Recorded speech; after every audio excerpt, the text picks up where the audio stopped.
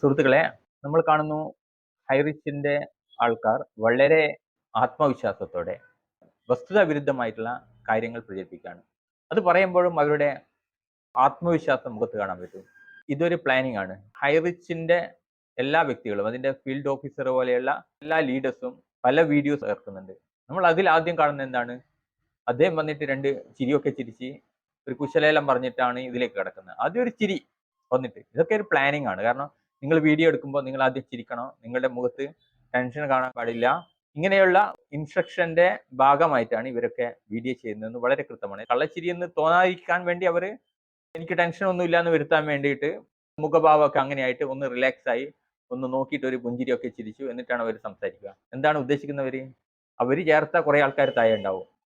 അവരെ മുമ്പിൽ എനിക്ക് യാതൊരു ടെൻഷൻ ഇല്ല എന്ന് കാണിക്കാനാണ്. പക്ഷെ ഉള്ളില് ഇദ്ദേഹം എരിതീ എന്ന് പറയുന്നത് പോലെ, അതായത് നമ്മുടെ ചിതയിലൊക്കെ കാണുന്ന തീയില്ലേ, അതേപോലെ ഇങ്ങനെ ഉരുകുന്ന വ്യക്തിയായിരിക്കും. കാരണം എനിക്കറിയാം, ഹൈറിച്ചിന്റെ ഒരുപാട് ആൾക്കാരെ എനിക്ക് പരിചയമുണ്ട്. അവരെല്ലാം തന്നെ ടെൻഷനിലാണ്. നിങ്ങളൊക്കെ എന്തൊക്കെ മറച്ചു പിടിച്ചാൽ നിങ്ങളുടെ ഉള്ളിലെ ടെൻഷൻ പോലെ ഉണ്ടാവും. കാരണം നിങ്ങൾക്ക് പോലും ഹൈറിച്ച് നാളെ തിരിച്ചു വരും എന്നുള്ള യാതൊരു ഉറപ്പുമില്ല. പക്ഷെ മേലെ എന്ന് പറയുന്ന കാര്യങ്ങൾ നിങ്ങൾ അതേപടി നിങ്ങൾ പറയേണ്ടി വരുന്നു. എന്തുകൊണ്ടെന്ന് വെച്ച് കഴിഞ്ഞാൽ നിങ്ങളുടെ അടിയിലുള്ള ആൾക്കാർ, നിങ്ങൾ ചേർത്ത പലരും നിങ്ങളെ നിരന്തരം വിളിച്ചുകൊണ്ടിരിക്കുകയാണ്.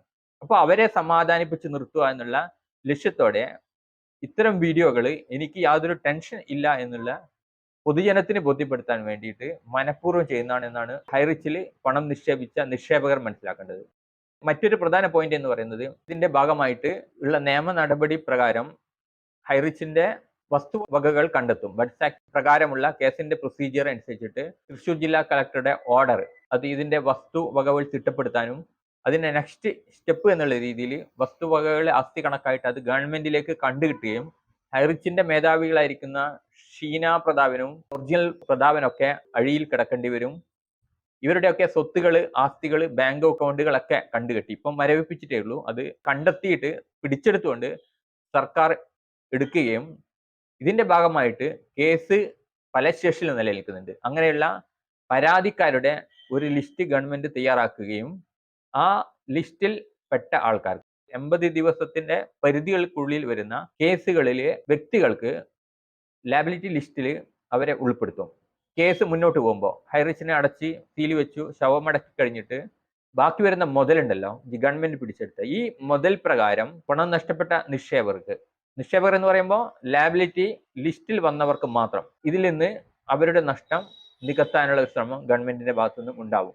അപ്പോൾ ഒരുപക്ഷെ നിങ്ങൾക്ക് ഡിപ്പോസിറ്റ് ചെയ്ത പൈസയൊന്നും ചിലപ്പം കൃത്യമായിട്ട് കിട്ടിയെന്ന് വരില്ല, അത്ര തന്നെ തിരിച്ചു കിട്ടാനും സാധ്യതയില്ല. പക്ഷെ എന്തെങ്കിലും ഒരു തിരിച്ചു കിട്ടാനുള്ള ഒരു സാധ്യത ഉണ്ടെങ്കിൽ അത് മാത്രമാണ് നിങ്ങളുടെ മുമ്പിൽ വഴി. അതുകൊണ്ട് തന്നെ ഈ 80 ദിവസത്തിനുള്ളിൽ കേസ് കൊടുക്കുന്ന ആൾക്കാരെ പരമാവധി പിന്തിരിപ്പിക്കുക എന്നതാണ് ഈ നാടകത്തിന്റെ ഒക്കെ ലക്ഷ്യം. അത് ഹൈറിച്ചിന്റെ മേധാവികളായിരിക്കുന്ന കള്ളന്മാർ, അവര് താഴേക്കുള്ള ചെറിയ കള്ളന്മാരായിരിക്കുന്ന ഫീൽഡ് ഓഫീസേഴ്സ്, ഇവർക്കൊക്കെ കൊടുത്ത നിർദ്ദേശങ്ങളാണ്. കാരണം ഇതിൽ അവരെ വിശ്വസിച്ചിട്ട് അവർ നിർബന്ധപൂർവം ചേർത്ത 100% ഉറപ്പ് കൊടുത്തൊക്കെ ചേർത്ത ആൾക്കാരെ സമാധാനിപ്പിക്കാനും കൂടുതൽ പരാതികൾ അങ്ങനെയുള്ളവരിൽ നിന്ന് വരാതിരിക്കാനും അത് ഹൈറിച്ചിന്റെ നിലനിൽപ്പിനെ ബാധിക്കും എന്നുള്ള ഒരു ധാരണ, അങ്ങനെ ബാധിച്ചിട്ടില്ലെങ്കിൽ ഈ സ്ഥാപനം രക്ഷപ്പെട്ടു പോകും എന്നുള്ള ഒരു തെറ്റിദ്ധാരണയും അവിടെയുണ്ട്.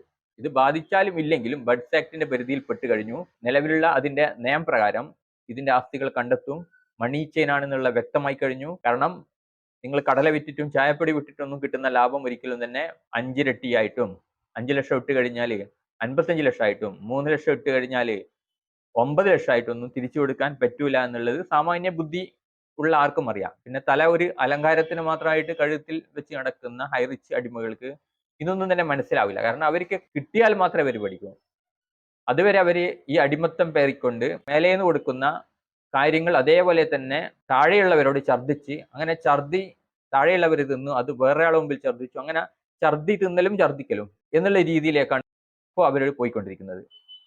ഇപ്പൊ നമ്മൾ മനസ്സിലാക്കേണ്ട ഒരു പ്രധാന കാര്യം, അവസരങ്ങൾ നഷ്ടപ്പെടുന്നു. ഹൈറിച്ച് എന്തായാലും പൂട്ടും എന്നുള്ളത് പൂട്ടിക്കഴിഞ്ഞല്ലോ. 3 ആഴ്ചയായിട്ട് നിങ്ങൾക്കൊന്നും വരില്ല, 4 മാസമായാലും അത് വരാൻ പോകുന്നില്ല. കാരണം അക്കൗണ്ട് ഫ്രീസ് ചെയ്തു, അതിന്റെ നിയമ നടപടികൾക്ക് ഓർഡർ ഇട്ട് കഴിഞ്ഞു.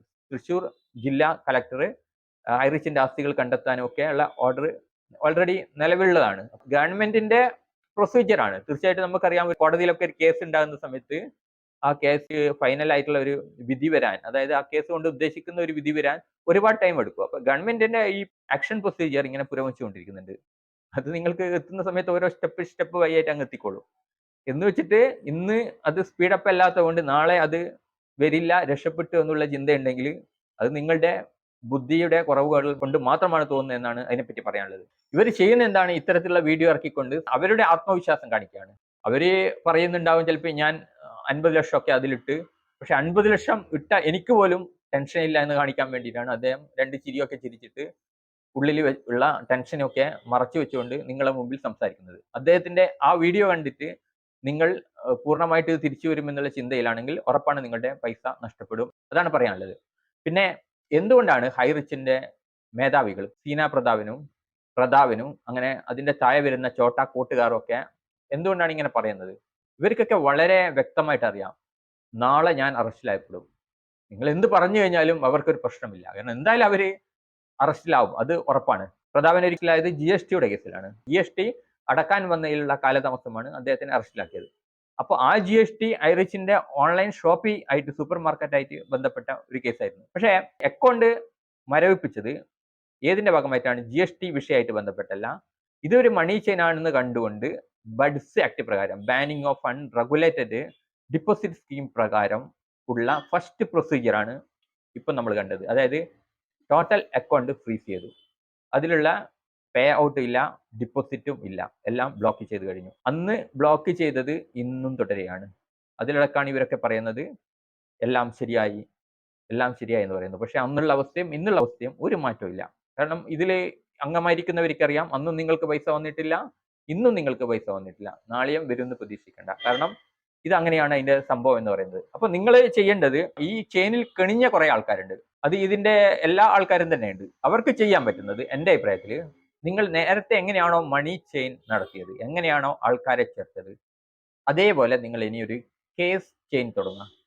താഴെയുള്ള ആൾ മേലെയുള്ള ആൾക്കെതിരെയും, മേലെയുള്ള ആൾ അതിന് മേലെയുള്ള ആൾക്കെതിരെയും, അതിന് മേലെയുള്ള ആൾ അതിന്റെ മേലെയൊക്കെ, അങ്ങനെ ഒരു കേസ് കൊണ്ട് ഒരു ചെയിൻ തീർത്തോളൂ. മണി ചെയിൻ ഒക്കെ ഉണ്ടാക്കിയിട്ട് നിങ്ങൾക്ക് നല്ല എക്സ്പീരിയൻസ് ഇല്ലേ? അപ്പൊ അങ്ങനെ കേസ് ചെയിൻ ഉണ്ടായിക്കഴിഞ്ഞാൽ എന്തെങ്കിലും ചെറിയ ചിക്ലി എവിടുന്ന് കിട്ടിയിട്ടുണ്ടെങ്കിൽ അത് തരും. അത്രയേ ഉള്ളൂ. അതേ നിങ്ങളുടെ മുമ്പിലേ രക്ഷയുള്ളൂ. നിങ്ങൾ 100% ഉറപ്പ് കൊടുത്ത ആൾക്കാർ, അങ്ങനെയാണല്ലോ ഭൂരിപക്ഷം ആൾക്കാർ ചേർക്കുന്നത്. അതിന് കാരണം എന്ന് വെച്ചാൽ നിങ്ങൾക്ക് പൈസ വരുന്നു, നിങ്ങൾക്ക് പൈസ കിട്ടുന്നുണ്ട് എന്നുള്ളൊരു ബോധ്യത്തിന്റെ അടിസ്ഥാനത്തിൽ നിങ്ങൾ ചേർക്കുന്നത്. അപ്പോൾ നിങ്ങൾ പൈസ കിട്ടുന്നത് കൊണ്ട് മാത്രം അതിൽ വിശ്വസിച്ചിട്ട് മറ്റുള്ളവരെ ചേർത്തു. ഇനി സംഭവിക്കാൻ പോകുന്നത്, നിങ്ങൾ ഇത്ര കാലം സംഘടിച്ചത് എങ്ങനെയായിരുന്നു? നിങ്ങൾ ഹൈറിച്ചിൽ പൈസ വന്നുകൊണ്ടിരിക്കുന്ന അതിന്റെ ഉയർന്ന റാങ്കിലുള്ള ആൾ ഗോൾഡന്മാരും മറ്റു നാഷണൽ പ്രൊമോട്ടർമാരും ഒക്കെ നിരന്തരം യോഗം ചേർന്നു, ഇതങ്ങനെയാണ്, ഇന്ത്യനെ ഒന്നും സംഭവിക്കില്ല, വീഡിയോ എടുത്തു, ഒക്കെ ചെയ്തു. അതിന്റെ എല്ലാം ഭാഗമായിട്ട് നിങ്ങൾ സംഘടിച്ചില്ലേ? ഇനി കളി അതല്ല, കളി മാറുന്നതാണ്. നിങ്ങൾ കാരണം പൈസ നഷ്ടപ്പെട്ടവർ സംഘടിക്കാൻ തുടങ്ങും. അങ്ങനെ സംഘടിച്ചു കഴിഞ്ഞാൽ ഒറ്റയൊരുത്തരും വീട്ടിലിറങ്ങൂല. കാരണം ഈ ഉറപ്പ് കൊടുത്തുകൊണ്ട് ആണ് നിങ്ങളെ അവരുടെ പൈസ ചേർത്തിരിക്കുന്നത്. പൈസ നഷ്ടപ്പെട്ടാൽ ഒരിക്കലും വെറുതെ ഇരിക്കില്ല. നിങ്ങളുടെ വീട്ടിൽ നിങ്ങൾക്ക് ഉറങ്ങാൻ പറ്റില്ല എന്നുള്ള ഉറപ്പാണ്. ഇന്ന് കാറും ഒക്കെ എടുത്തിട്ട് കറങ്ങുന്ന ആൾക്കാരുടെ നാട്ടുകാർ നാളെ ചോദിക്കും, നാട്ടുകാരെ പൈസക്കല്ലടാ നീ കൊച്ചി നടക്കുന്നത്, പിടിയടാ അവനെ എന്ന് പറഞ്ഞിട്ട് കാറ് പിടിക്കും, വീടടക്കം ജപ്തി ചെയ്യും. അത് 100% ഉറപ്പാണ്. നാട്ടില് തട്ടിപ്പ് നടത്തുകയാണ് നിങ്ങൾ ചെയ്യുന്നത് ആദ്യം മനസ്സിലാക്കാം. നാട്ടിലെ തട്ടിപ്പുകാരാണ് ഹൈറിച്ചുകാർ എന്നാണ് നമുക്ക് പറയാനുള്ളത്. കാരണം ഹൈറിച്ച് തട്ടിപ്പാണ്.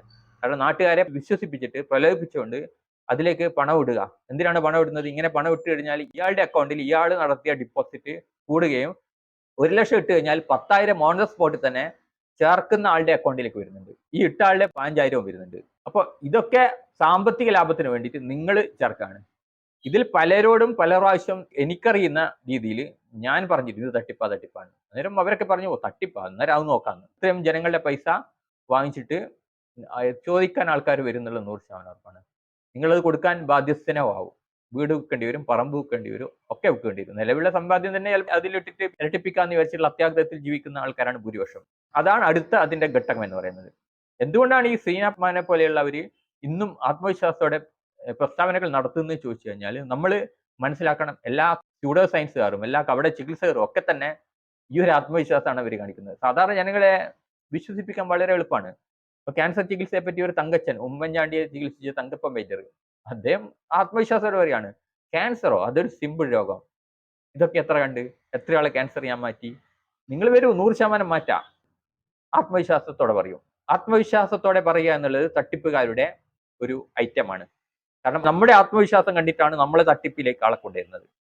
അപ്പൊ അതൊരു തന്ത്രമാണെന്ന് ആദ്യം മനസ്സിലാക്കി. ഇവരൊന്നും തന്നെ ഒരു നീതിബോധത്തോടെയും ജീവിക്കുന്നവരല്ല. മറ്റുള്ളവരെ പൈസ എങ്ങനെ മറ്റുള്ളവരെ പറ്റിച്ചിട്ടാണെങ്കിലും നമുക്ക് പൈസ ഉണ്ടാക്കാന്നുള്ള പൈസയുടെ പിന്നിൽ മാത്രം നടക്കുന്ന അത്യാഗ്രഹം ബാധിച്ച ഒരു കൂട്ടരാണിത്. അങ്ങനെ സമ്പാദിച്ച് അത്യാഗ്രഹത്തിലൂടെ കിട്ടിയ പൈസ അവർ തന്നെ അതിൽ തന്നെ കൊണ്ടുവിട്ടു. അവർക്ക് അത്യാഗ്രഹത്തിലൂടെ അവര് ആളെ ചേർത്ത് കിട്ടിയ പൈസയൊക്കെ തന്നെ ഒരാൾ ഒരുപക്ഷെ അയാളുടെ സ്വന്തമായിട്ടുള്ള ഡെപ്പോസിറ്റ് എന്ന് പറയുന്നത് 5 ലക്ഷം ആയിരിക്കാം. അപ്പൊ 5 ലക്ഷം കിട്ടിയിട്ട് ഒരുപക്ഷെ അയാൾക്ക് പിന്നെ അതിൽ നിന്ന് കുറെ പൈസ കിട്ടി. അപ്പൊ അങ്ങനെ കിട്ടി തോന്നുമ്പോൾ അയാൾ എന്ത് ചെയ്യും? മറ്റുള്ളവരെ ചേർക്കും. അപ്പൊ മറ്റുള്ളവരെ ചേർത്തതിന്റെ കമ്മീഷൻ കിട്ടി.